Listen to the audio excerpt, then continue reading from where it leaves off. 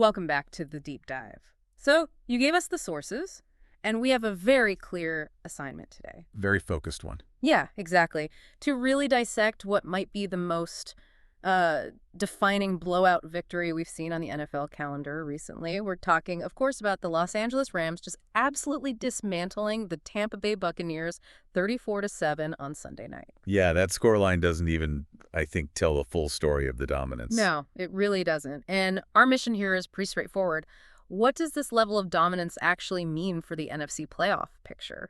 You know, does this team under Sean McVay have that legitimate structure to win a second Super Bowl? And the big one. And the big one is Matthew Stafford finally putting together the MVP campaign that's, well, evaded him his whole career. Well, it's the perfect time to have this conversation because if you look across the entire league, reliability has been a complete ghost this year. Right. You know, finding a reliable Super Bowl favorite, it's been a mystery. Every single team we thought was elite has these visible, glaring flaws, turnovers, late-game collapses, you name it. It's defined the season. It really has. But the core idea that the sources are pointing to, and what we saw Sunday, is that the Rams might just be the exception. They might be the most complete team, at least in the NFC. I mean, that 34-7 score, it wasn't just a win. No, it was an execution. It was like clear before the first quarter was even over how that game was going to go. Yeah. And that, I think, is what makes them so dangerous. Okay, let's unpack this then. Yeah. Because you hit on the crucial point.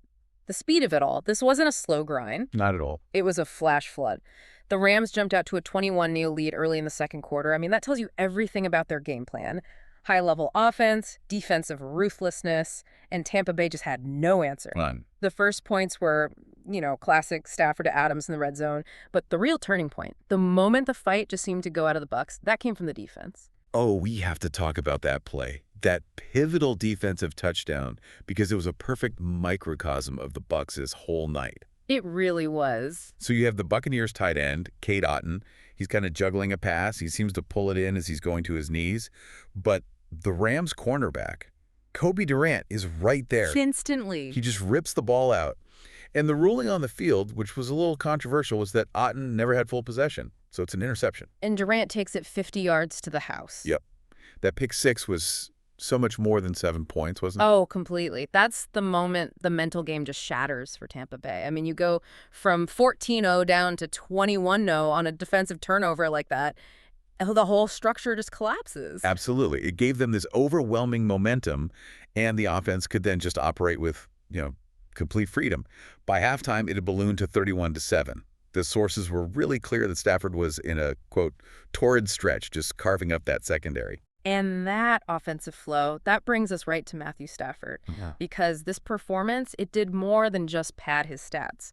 It really elevated the whole conversation around the MVP award. For sure. He is making a phenomenal case. He's moving beyond that, great quarterback who finally won a Super Bowl story and into elite quarterback having his absolute career-defining season. And this is where the deeper analysis is so interesting. It's not just about flash, it's about consistency. Yeah. I mean, look at his first half. 2 quarters. Just 2 quarters, Oh, 210 yards, 3 touchdowns.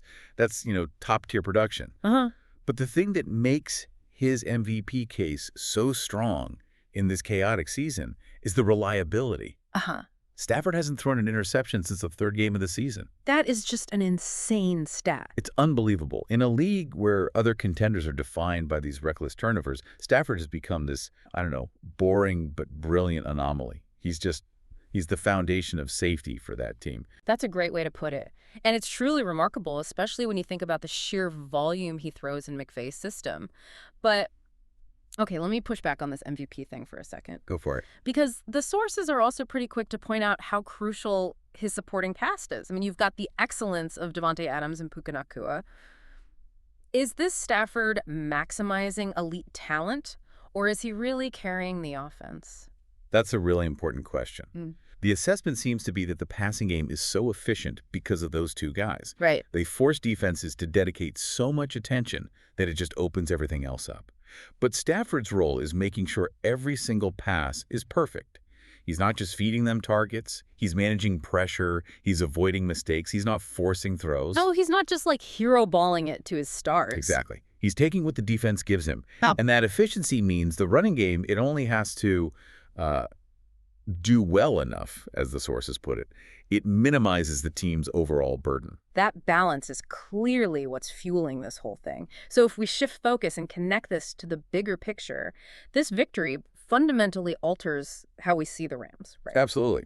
The consensus coming out of this material is pretty stark. The Rams don't have a true weakness this season. Wow. And we have to talk about that defense. It's a huge part of the story. You know, they honored the great Aaron Donald on Sunday night, and yet they've reloaded faster than anyone could have possibly anticipated. Since he retired after the 2023 season. Yeah. They're noted as being deep up front, and that depth is what's creating this constant pressure. This is not a one-sided team just relying on Stafford to win shootouts. And here's where it's really interesting for me. The coaching. Coordinator Chris Shula is clearly turning that defensive foundation into a true playmaking unit. Oh, yeah. The fact that sources are already saying he could get head coaching interviews in the offseason, that tells you everything you need to know. They're not just solid, they're innovative, they're impactful, and they're doing it without their generational star. And to maintain that elite performance right after losing a player like Donald, I mean, it's a huge testament to the coaching scheme and how they've developed their guys. Shula's defense is aggressive. It's forcing turnovers. Which then feeds right back into Stafford's safe, efficient offense. It's the perfect complementary system, and that collective strength has massive implications. With this win, the Rams are now 9-2. They're one of only 3 teams left in the entire league with just 2 losses. The Broncos and the Patriots being the others. Right. And the scheduling gods, as you said, they really smiled on them this week. Oh, yeah, that Eagles game. Blowing a 21-point lead to the Cowboys was fantastic news for the Rams. Fantastic is an understatement. I mean, that result just clears a direct path for the Rams to claim that coveted #1 seed in the NFC. They control their own destiny. Completely. And based on how they just dismantled the Buccaneers, the sources are all saying they look absolutely worthy of that top spot and that crucial first-round bye. But we do have to acknowledge the hurdles. They look like a force, but the road still runs through the NFC West. They still have to deal with the Seattle Seahawks. That's the reality check for sure. The Seahawks are described as another strong team with few weaknesses. So while the Rams are, I think, the clear favorite now, that division is far from over. But this performance, it at least gives credence to the idea that this team has what it takes to win a second title under McVay. No doubt. They show they can execute flawlessly against a team that, expects to be in the playoffs. So now we have to flip the script entirely. Let's look at the victim of this dominance. The Tampa Bay Buccaneers. Just a bad night, and it was capped off by that injury to Baker Mayfield. Ugh, yeah, it was a really tough outing for Mayfield. His numbers were dismal even before he left. Only 41 passing yards in the entire first half. 41. He'd hurt his left shoulder earlier in the game on a scramble, but he clearly aggravated it late in the half. Right on that final play before the break. Exactly. They got aggressive. They tried a desperation Hail Mary on 4th and 24. And on the throw, he just went down in obvious pain, holding that shoulder. Teddy Bridgewater came in, and Baker was on the sideline in a sling. It's a huge concern for them. And here's where we get one of the, most surprising, almost funny contradictions in the source material. I know where you're going with this. Despite the fact that they looked, and I'm quoting here, nothing like a potential division winner against the Rams. They are still likely to win the NFC South this season. I mean, that tells you everything you need to know about that division, doesn't it? It's wild. They can be completely outplayed, totally exposed by a real contender, and still just stumble into a playoff spot because of their competition. It's like winning a race where everyone else trips over their own feet. It just speaks to the messiness of the league this year. Yeah. They benefit from just being relatively competent in a sea of inconsistency. So, wrapping this all up, what does this all mean?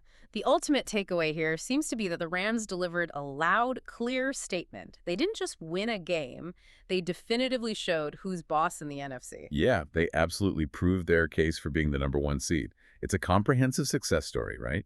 You have Stafford eliminating mistakes. Yeah. You have the dynamic duo of Adams and Nakua providing the firepower. And you have a playmaking defense that's been retooled under Chris Shula. Yeah. Every single part of the team showed up. It really feels like they've fixed the few little cracks we saw earlier in the season. So, given that the NFL is still so frustratingly full of flawed teams, let's end with this thought for you, the listener, to mull over. Okay. Stafford's consistent performance, not throwing an interception since week 3, is the foundation of this team's rock-solid success. Is that single factor, that reliability, a bigger and more essential driver for their Super Bowl potential than even the impressive high-level defensive reload? That's a great question. Something to chew on as this race for the #1 seed really heats up.